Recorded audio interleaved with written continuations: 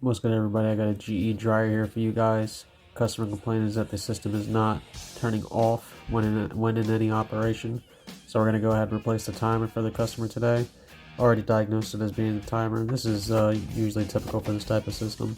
So we're going to go ahead and take this top piece back off.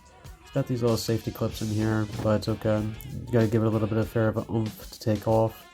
We got the timer right there. You're going to need to use one of these T10 star drill bits for one of the screws for the timer. That's definitely what you're going to need for sure. I had to run to the hardware store to grab one because I didn't have my van with me because it's in the shop. I was using a spare.